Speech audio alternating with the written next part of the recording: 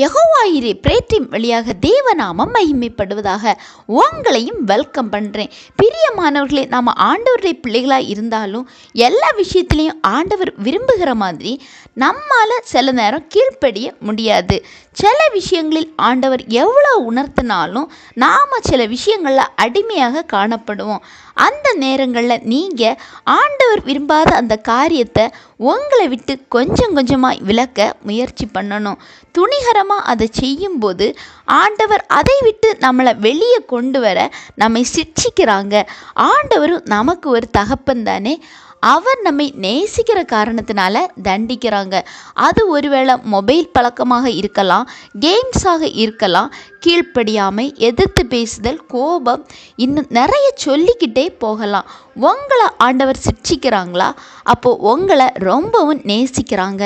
ஆண்டவர் ஒரு காரியத்தை உணர்த்தி அதை நீங்கள் விடும்போது அவர் அன்பு உங்கள் மேலே ரொம்பவும் அதிகமாகிறது. நாள் போக போக நீங்கள் ஆண்டவருக்கு கொடுக்குற முக்கியத்துவம் காரணமாக உங்கள் கூட ஆண்டவர் அதிகமாக இடைப்பட ஆரம்பிக்கிறாங்க. இப்போ சொல்லுங்கள், நீங்கள் இந்த மாதிரி ஏதாவது ஒரு காரியத்தை விட முடியாமல் ஆண்டவர் உணர்த்தியும் அதற்கு முயற்சி செய்யாமல் இருக்கிறீங்களா? எரேமியா 10:24 பார்க்கும்போது, கர்த்தாவே என்னை தண்டியும், ஆனாலும் நான் அவமாய் போகாதபடிக்கு உம்முடைய கோபத்தினாலே அல்ல மட்டாய் தண்டியும் அப்படின்னு பார்க்கலாம். இந்த வசனத்தில் அவரது மனப்பக்குவத்தை பாருங்க. நீங்கள் என்னை தண்டித்தாலும் பரவாயில்லை, என்கிட்ட குற்றம் இருக்குது, எனவே மட்டாய் தண்டிங்க அப்படின்னு கேட்கிறார்.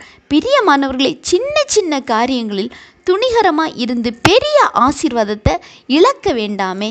இது உங்களுக்கான வார்த்தை.